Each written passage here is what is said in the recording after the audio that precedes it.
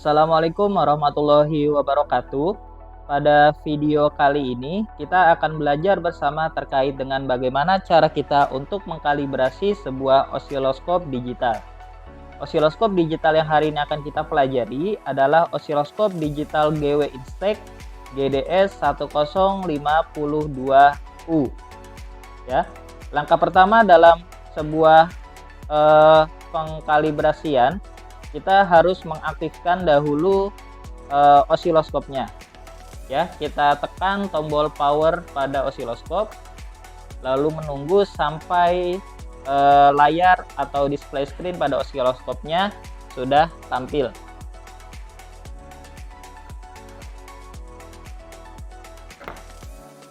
Oke, jika layar pada osiloskop sudah seperti pada video, berarti osiloskop sudah siap digunakan. Nah, sebelum itu Bapak akan jelaskan dahulu terkait dengan kabel yang kita gunakan pada osiloskop. Kabel ini namanya adalah probe, ya. Bagian ini adalah konektor yang mana nanti akan kita sambungkan kepada konektor input pada osiloskop digital, baik channel 1 maupun channel 2. Sedangkan yang ini adalah probe positif dan juga probe negatif, yang nantinya akan kita gunakan sebagai pengukuran kepada alat yang ingin kita ukur. Ini adalah probe positif yang bentuknya seperti kail seperti ini. Sedangkan yang satunya lagi adalah probe negatif yang bentuknya seperti capit buaya, yang nanti kita sambungkan ke arah ground dari sebuah rangkaian. Oke. Berikutnya kita pasang dahulu probe-nya. Di sini kita pasangkan contohnya misalnya di channel 1. Kita pasangkan. Jika sudah, kita kunci, kita putar si konektor bagian depannya ke kanan. Oke, seperti ini. Jika sudah terkunci, kita tidak bisa dengan bebas untuk mencabut dari kabel probe-nya. Sebelum penguncinya ini kita putar kembali ke kiri, ya. Baru nanti bisa dilepas. Langkah berikutnya, kita cukup memasangkan probe positif ini kepada kanal kalibrasi pada osiloskop. Kanal kalibrasinya itu tepat berada pada sisi sebelah kiri channel 1, ya. Di sini ada tulisannya 2 volt. Oke, kita coba pasangkan dahulu probe positifnya seperti ini. Oke, jika sudah seperti ini, bisa dilihat bahwa ada bentuk gelombang yang muncul pada layar osiloskopnya, ya. Namun ini belum terkalibrasi. Maka dari itu, kita coba untuk mengkalibrasinya seperti apa. Sebelum masuk ke dalam kalibrasi, Bapak jelaskan dahulu terkait dengan tombol-tombol yang ada pada osiloskop, ya, supaya nanti ke depannya dalam penggunaan osiloskop kita bisa tahu fungsi dari masing-masing tombol atau knob yang paling sering kita gunakan. Oke, di sini adalah blok untuk vertikal, ada blok horizontal dan juga blok untuk trigger. Blok vertikal yang pertama adalah untuk mengatur skala atau besar kecilnya suatu gelombang secara vertikal, ya, atau atas bawah. Jika kita ingin mengatur besar gelombangnya atau tinggi rendahnya suatu gelombang, kita bisa mengatur knob volt per diff di sini.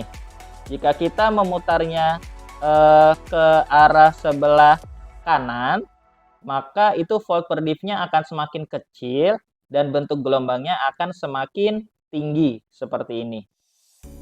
Ini adalah volt per diff 1 volt, yang mana artinya jika di sini tertera volt per diff-nya adalah 1 volt, yang mana jika di sini tertera volt per diff-nya adalah 1 volt, itu mengartikan bahwa satu kotak atau satu divisi itu bernilai 1 volt, seperti itu. Berarti kalau ini ada 2 kotak, berarti jika dikalikan dengan 1 volt, maka ini hasilnya adalah 2 volt, seperti itu.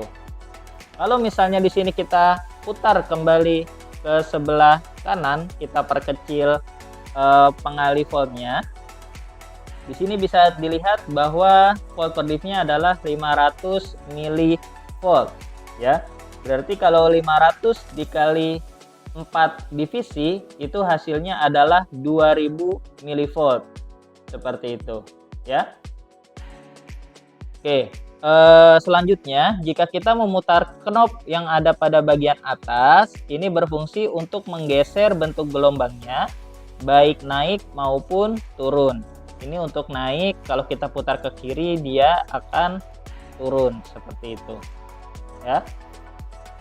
Yang satunya lagi ini sama persis seperti yang ada di blok channel 1, namun bedanya ini adalah untuk channel kedua.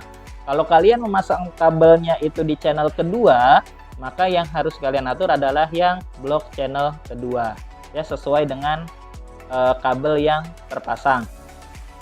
Selanjutnya adalah blok untuk horizontal, ya. Di sini ada knob time per diff dan juga knob untuk gesernya, ya.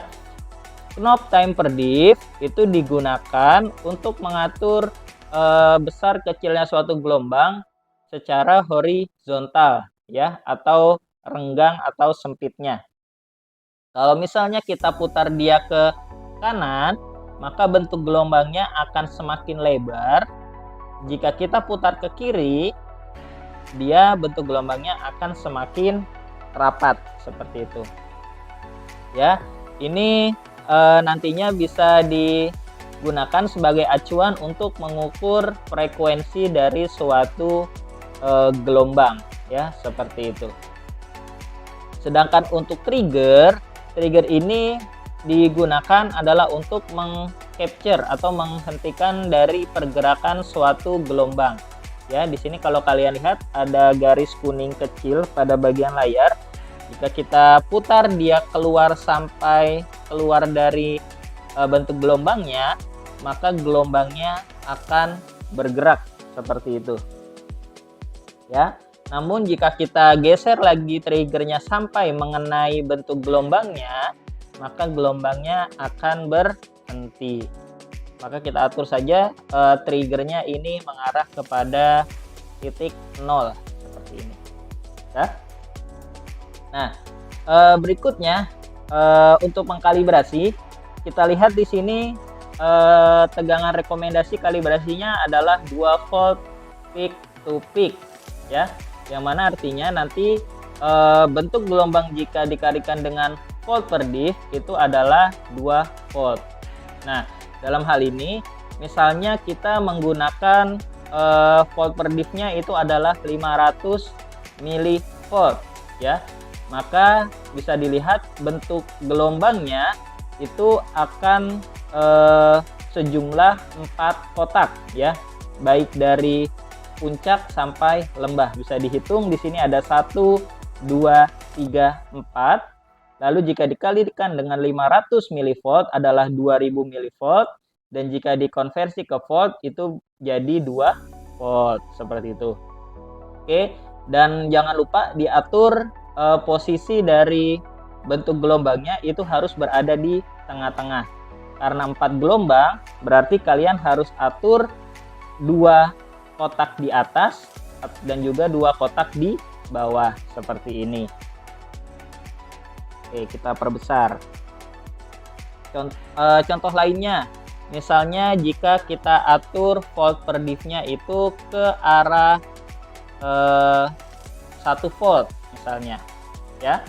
Jika kita membuat volt per diff-nya itu di 1 volt, maka bisa dilihat kembali jumlah kotaknya ada berapa. Untuk satu gelombang puncak ke lembah ada 1 dan 2. Ya, ada 2 kotak. 2 kotak atau jumlah divisinya 2 ini dikalikan dengan volt per diff-nya sejumlah 1 volt, maka didapatkan nilai 2 volt. Dah sesuai dengan tegangan kalibrasi.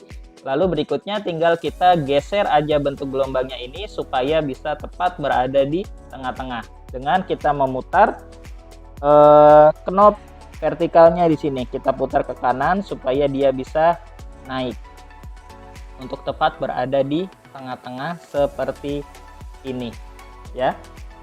Atau contoh lainnya, jika kita ingin mengaturnya pada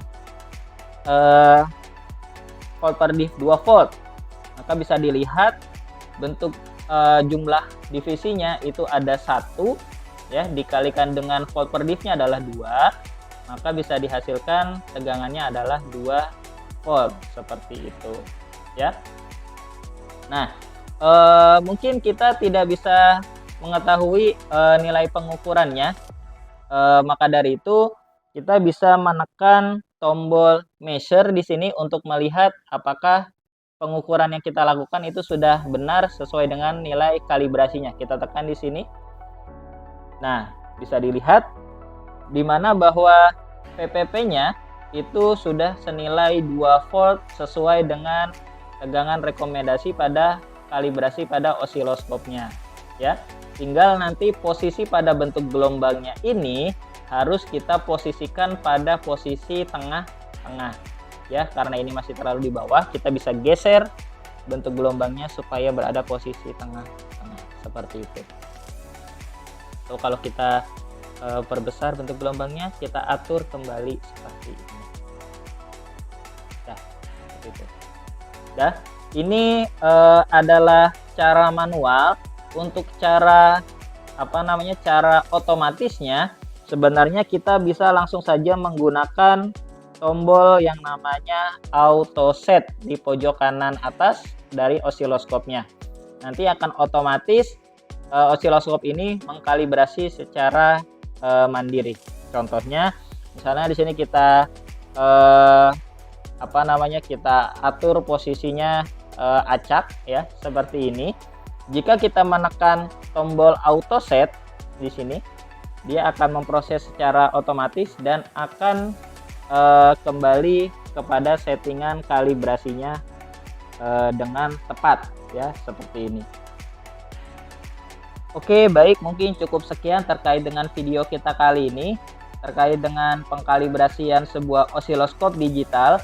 Jika ada pertanyaan, jangan lupa untuk menuliskan pertanyaannya di kolom komentar. Sampai jumpa di video berikutnya. Wassalamualaikum warahmatullahi wabarakatuh.